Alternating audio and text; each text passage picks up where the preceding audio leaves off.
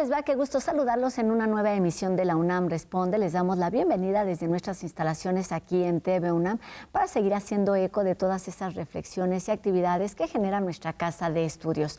Hoy platicaremos sobre un proyecto multidisciplinario que tiene que ver con la promoción de la dignidad de los insectos.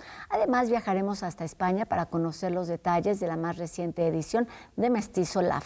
Jacobo Dayan nos ayuda a poner el foco en ciertos puntos con respecto a la situación que se vive en la Franja de Gaza, y en la entrevista comenzaremos platicando sobre las alternativas de transformación que tienen esos grandes centros de conocimiento que son las bibliotecas. Comenzamos.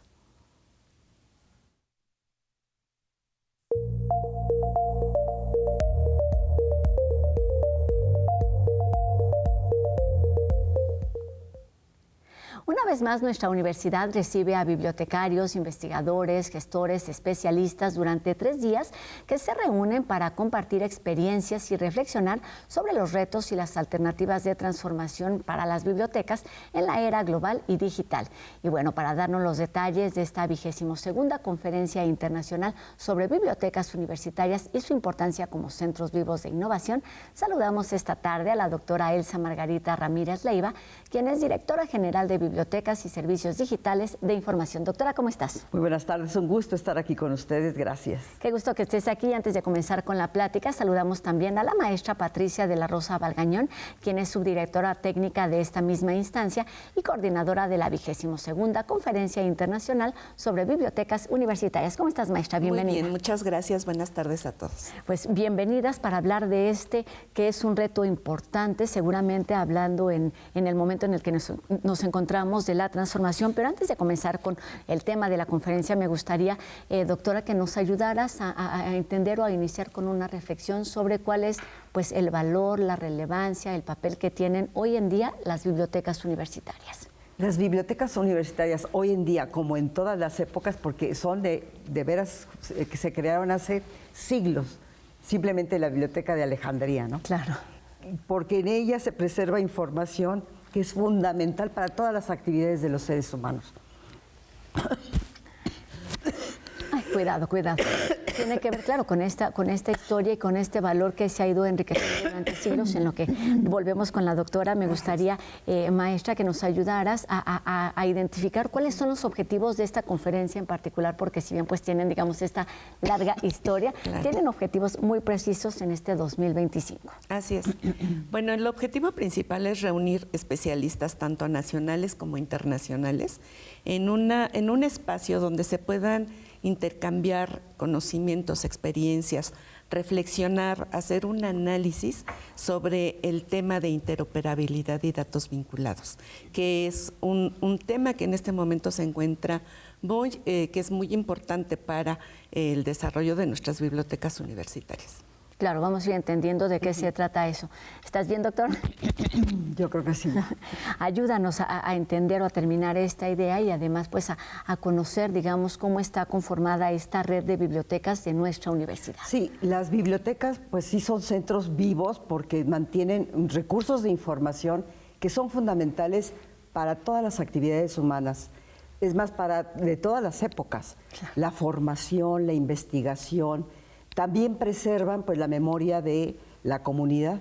Ahí está el saber, los descubrimientos, inventos, pero también está la parte del placer, porque encuentra uno obras que realmente le van a uno despertando las emociones, la creatividad, la imaginación, y con ella precisamente los seres humanos han inventado en todas las épocas y han hecho también creaciones maravillosas, y lo vemos plasmado. Simplemente volteemos a ver todo lo que son los bienes patrimoniales, culturales, inmateriales, los han generado estas personas de todas las épocas, gracias también a que han podido leer el ambiente, la naturaleza, y han obtenido información y la han plasmado en una cantidad de libros, revistas, y ahora también ya tenemos videos, fotografías, bueno, una cantidad de materiales que se manejan en las bibliotecas. Pero además de eso son espacios en donde las personas van a descubrir, a encontrar, a leer, a investigar, a estudiar. Es un centro de formación y también como, insisto, de investigación, de descubrimiento. Claro, qué bueno que mencionas esto, porque tendría que ser el fin último, que es el de placer, independientemente de la disciplina o el área del conocimiento al que te dedicas. Cuéntanos, doctora, un poquito de cómo está conformada esta red de bibliotecas de nuestra universidad. El sistema bibliotecario de la UNAM se ha ido incrementando y actualmente tenemos 140 bibliotecas distribuidas, desde luego, en las escuelas, facultades, centros, institutos y también, desde luego, en todas las entidades que están distribuidas en la República Mexicana. Tenemos también colecciones en algunos otros lugares que están fuera de la República Mexicana. Entonces, realmente pues se conforma un acervo. Tenemos más o menos más de 20 millones de recursos entre todas las bibliotecas. No, bueno. De ahí tenemos mucho material digital y, como digo, libros, revistas, fotografías, partituras musicales, planos, mapas.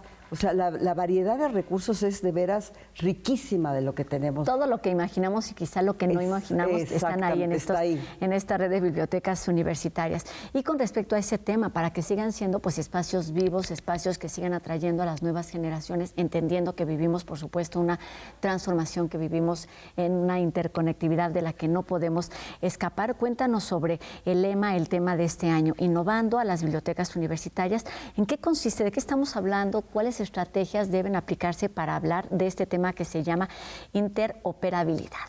Sí. Bueno, antes de decir qué es lo que tienen que hacer las bibliotecas, me gustaría decir qué es la interoperabilidad. Claro. Entonces, la interoperabilidad es la capacidad inherente que se tiene de que los sistemas de información y los datos puedan comunicarse, intercomunicarse entre ellos mismos para brindar información a nivel global, mediante datos vinculados que se apoyan mediante la web semántica. Entonces, básicamente de eso estamos hablando. Por eso es importante que las bibliotecas entren a este mundo tan importante de la interoperabilidad, porque no podemos quedarnos en la parte de los catálogos que hasta el momento, nuestros catálogos son valiosísimos, son muy importantes, pero son entidades cerradas, por así decirlo, porque para poder consultarlos hay que entrar directamente al catálogo. Sí lo podemos hacer fuera del campus universitario mediante las conexiones que se tienen a distancia, mediante una clave y contraseña, etcétera, pero consultando solamente el catálogo. Y el catálogo no sale a la web, el catálogo está... consulta interna. Consulta interna de las escuelas, en este caso de nuestra universidad, ¿no? Claro, tiene que ver con funciones muy particulares y diferentes. Y en este caso ya mediante la interoperabilidad podemos salir a la web, porque ahora los muchachos ya su mentalidad es muy diferente a los jóvenes de hace 30, 40 años, de hace 20 años. Es más, a la de hace 10 años, 5 años. La mentalidad actual de los jóvenes, de cómo hacer sus búsquedas, de cómo recuperar información, es muy diferente. Entonces, tenemos que ir a su paso, claro, y atendiendo estas necesidades. ¿Cómo se logra? Es decir, ¿qué tienen que hacer los responsables de las bibliotecas, de los catálogos, quienes manejan toda esta información y que hacen que sea funcional, pero además que sea accesible para mayor cantidad de públicos? ¿Cómo está conformado el programa de este año?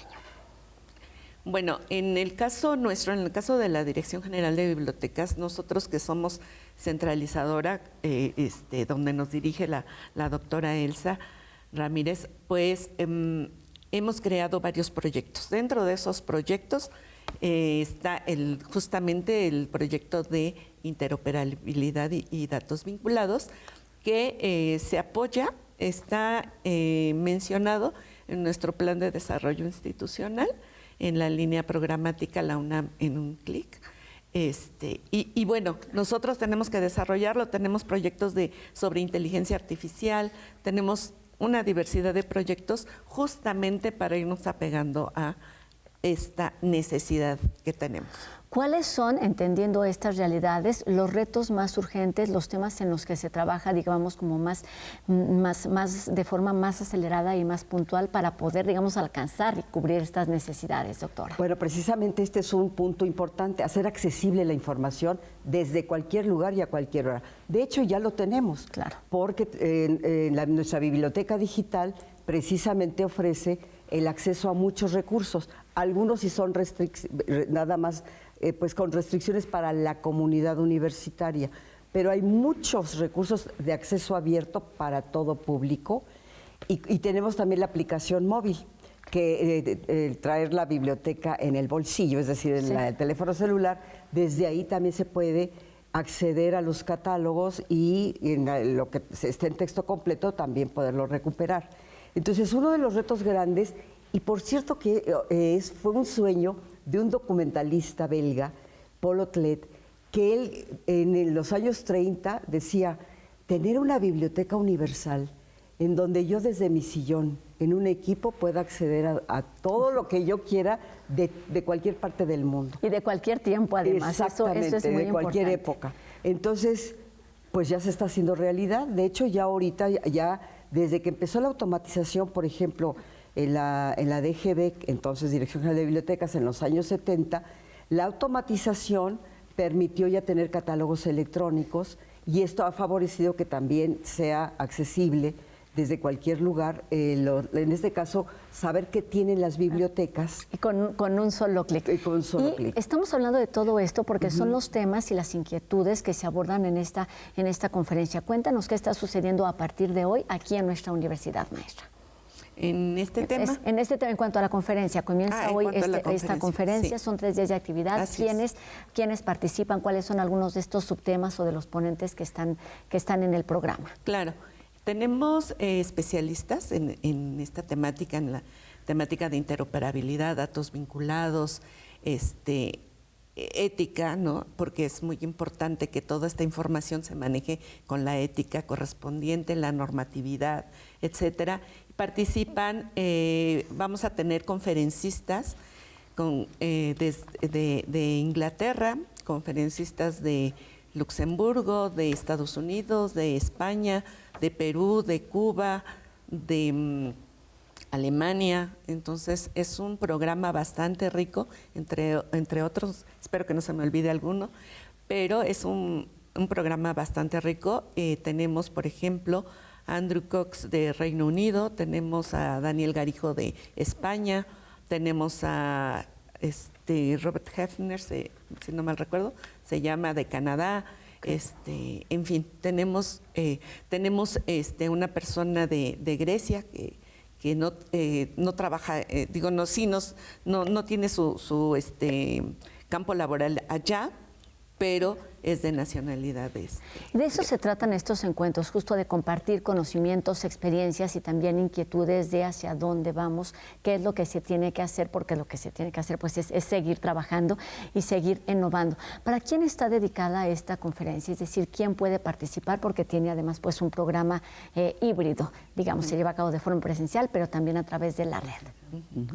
Bueno, esta conferencia desde luego está dirigida a todas las personas que trabajan en las bibliotecas, archivos, repositorios, precisamente con el interés de hacer esta interconexión entre todas y todos estos sistemas para que se comuniquen, como ya se dijo, y las personas puedan recuperarla, en este caso, si está en texto completo, imagínense que yo pueda recuperar lo que está en Inglaterra de un autor mexicano, lo que está en el repositorio o en los repositorios o los archivos. Imagínense la cantidad de información que se puede acceder, a la cual se puede acceder con estos sistemas interoperables. Entonces está dirigido a personas generalmente profesionales que precisamente tienen a su cargo todo lo que es el procesamiento para el registro de los metadatos, de todos los datos de los documentos, para que puedan ser recuperables, accesibles, tienen que ser con una exactitud.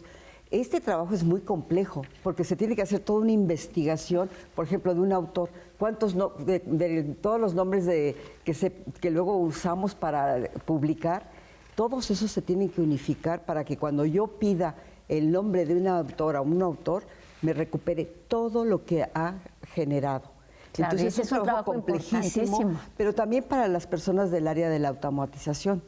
También es importante porque ahí hacemos una serie de vínculos interdisciplinarios y con otros especialistas que también trabajan información de este tipo de contenidos que a veces son complejos porque no son necesariamente objetos documentales. Claro, y muy minuciosos, y se puede prestar además a confusión. ¿Qué significa, qué representa que la UNAM sea sede, digamos, de este encuentro de experiencias de personalidades de distintas partes del mundo y cómo impacta en la labor cotidiana de las bibliotecas?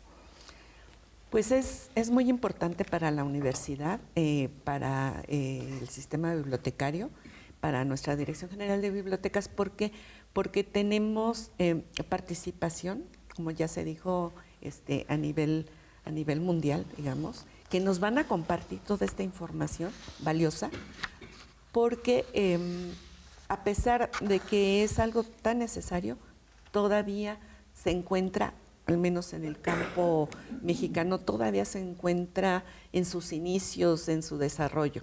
Entonces, el hecho de que vengan personas que ya están trabajando en este tema en tan otro escalón, importante, claro. Para nosotros es muy importante, lo que nos va a permitir agilizar nuestra aplicación, ¿no? Claro. Es un cambio, es muy importante porque también hay que pensar en ese cambio de pensamiento que se debe de tener. Como siempre, hay situaciones que a veces nos detienen, y sobre todo ahorita es un cambio del paradigma de que estábamos acostumbrados como bibliotecarios a hacer una descripción y un registro de ahora, nuestro catálogo, ¿no? Claro. Ahorita ya tenemos que ver esta conexión que deben de tener estos datos, entre datos. Qué bueno que mencionas esto, porque tenemos que cerrar ya y me gustaría que nos ayudaras a decir en un par de frases, de puntos, qué es lo que se tiene que transformar precisamente, no solo en cuanto a herramientas, sino materiales o el conocimiento, la forma de aprender y la forma de hacer para construir las bibliotecas del futuro. Pues doctor. tenemos que seguir transformando nuestros conocimientos y capacidades, precisamente para empezar a interactuar con todas estas innovaciones, por ejemplo, la inteligencia artificial, que tenemos que aprender ahora tenemos que ser más aprovecharla, inteligentes, claro, porque para poderla manejar, dirigir a donde queremos, pero sobre todo que nos sirva para el objetivo de transformar a las bibliotecas y seguir siendo núcleos de acceso a la información, preservación, pero ya no nada más para el momento actual. Tenemos que pensar en la preservación sostenible, es decir, permanente, porque como está todo cambiando, no podemos pensar, bueno, ahorita ya con esta digitalización ya lo tengo. No, sino que tiene que haber sistemas ya que permitan la transformación conforme se vaya transformando la tecnología. Los contenidos también se tienen que ir adecuando a esto. Entonces ese es un reto y necesitamos, pues desde luego, nuevos conocimientos, nuevas capacidades para poder manejar todas estas nuevas herramientas, pero repito, con miras a pensar en las comunidades del futuro. Claro, no en las necesidades que hay ahorita, que también, por supuesto, hay que resolver. Pues algunas de estas reflexiones serán parte, por supuesto, de esta 22ª Conferencia Internacional sobre Bibliotecas Universitarias, que tiene como tema Innovando a las Bibliotecas Universitarias, Interoperabilidad y Datos Vinculados. Sucede del 15 al 18 de octubre y todos los detalles del programa, los horarios y quienes estén interesados los pueden consultar en las redes o en el sitio que aparece en nuestra pantalla, que es cibu.dgb.unam.mx. Muchísimas gracias, doctora Elsa Margarita Ramírez y la maestra Patricia de la Rosa Balgañón, ambas de la Dirección General de Bibliotecas y Servicios Digitales de Información. Estaremos atentos a todas estas reflexiones. Claro que sí. Muchas gracias. Gracias. De forma presencial o virtual. Hay dos alternativas. Gracias, claro, y bienvenidas. Gracias. Y bueno, ahora cambiamos de tema porque les platico sobre un proyecto interdisciplinario. Se trata de la dignidad del insecto. Es una iniciativa de la artista Jepsuariba Gómez y la compañía de Grupo de Organismos. Se trata pues de una coproducción de la Coordinación Nacional de Teatro del IMBAL y Teatro UNAM que busca defender el mundo, la vida y la relevancia de los insectos. Está compuesto por un podcast, una obra de teatro y avistamientos. La obra se presenta en el Teatro El Galeón del Centro Cultural del Bosque de jueves a domingo hasta el 26 de octubre, mientras que el podcast ya está disponible en diversas plataformas y reúne las voces de Mónica Nepote, Ivette Peña, Daniela Arrea y Diana del Ángel. Además, los últimos 2 avistamientos sucederán los siguientes sábados en punto de las 11 de la mañana, esto en la explanada del Jardín Escénico. Y pueden conocer todos los detalles del proyecto que invita a mirar a estos seres con otros ojos y mayor sensibilidad en las redes que son Instagram, TikTok y también en su canal de YouTube, y los encuentran como Dignidad Insecto.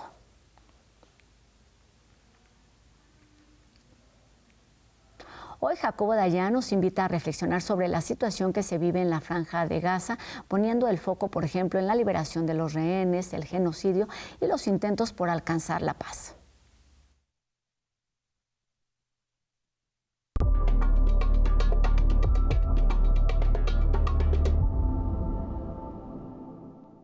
¿Qué tal?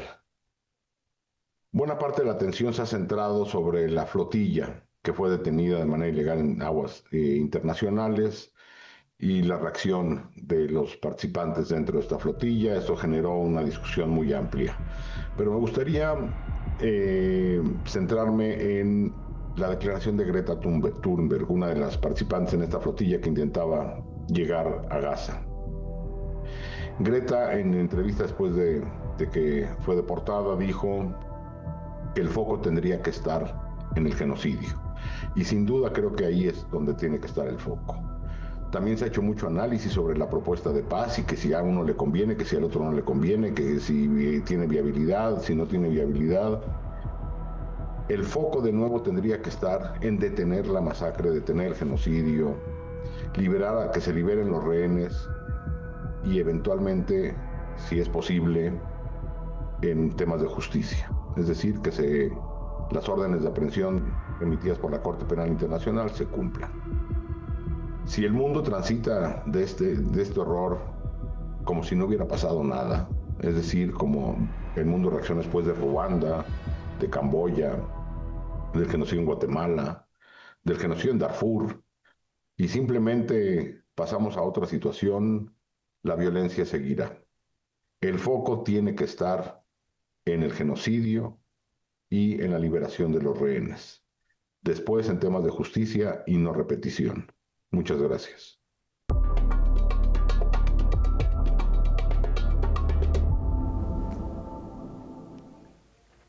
Y ahora nos vamos a España para conocer los detalles de Mestizo Lab, un encuentro que promueve la coproducción y el diálogo entre profesionales del sector audiovisual de México y España, y además genera diálogo sobre temas vigentes como es el uso de la inteligencia artificial.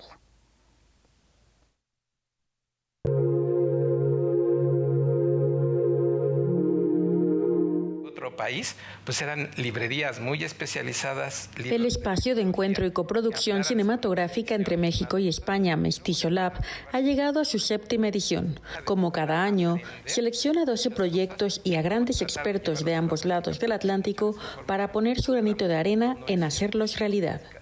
Tenemos un porcentaje de éxito alto. Y quiero eso atribuirlo a nuestro grupo de selección, a los proyectos, por supuesto, que se han presentado. Y sí, podemos decir que lo que llegó en papel ya está en las pantallas, ya son proyectos publicados y ese es el termómetro con el que nosotros medimos lo que vamos a hacer para las próximas ediciones. El seguir buscando las mejores propuestas y que sean realizables, que económicamente sean viables y que le den tanto a la parte española como mexicana, que es el foco en donde nosotros centramos nuestra atención, y que logren cumplir sus objetivos, tanto en lo económico como en lo conceptual. Queremos hablar de archivos, de su conservación, de su uso, de su restauración. Uno de los temas a analizar fue la ética y la inteligencia artificial en el uso de imágenes de archivo. ¿Hasta qué punto estamos perdiendo la capacidad de distinguir aquello que es el contacto humano, la creación humana y lo que es fruto de la programación de una máquina. Pudimos traer un tema importante que tiene que ver con el uso de la inteligencia artificial y los archivos cinematográficos, sobre la ética de ese uso y también sobre cómo se pueden usar de manera creativa los archivos cinematográficos, con la presentación además de una película que nos presta su director y productor José Manuel Cravioto, que se llama Autos, Moto y Rock and Roll, que nos da muchísima alegría poder poner aquí. La locura. Lo que les voy a decir es que todo lo que han filmado deberían tirarlo o quemarlo. Con el apoyo de empresas como FD y New Art, en esta edición se otorgaron premios de entre 20 y 25.000 euros a algunas producciones y se reforzó el puente entre instituciones mexicanas y españolas. Es decir, la prescripción y lo humano no solo es un argumento de autoridad, sino la posibilidad de una refutación, la posibilidad de un diálogo. En 2026 albergaremos un ciclo que se llama Peor es nada, sobre cine independiente mexicano en 16 milímetros, películas que ha restaurado la UNAM recientemente y se proyectará en Madrid para darles un espacio. Sobre todo una película que creemos que nunca se ha visto en España, que es Redondo, de Raúl Bustelo. Para TV UNAM desde Madrid, España, Francina Islas. Porque todo depende cómo entrenes a las máquinas, qué información le proporciones a la máquina.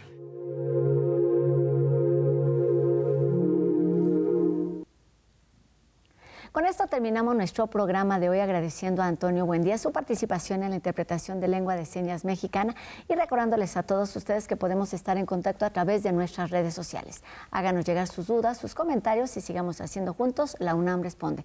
Que tengan una bonita tarde y nos vemos aquí mañana, 2:30 de la tarde, por supuesto, en TV UNAM. Adiós.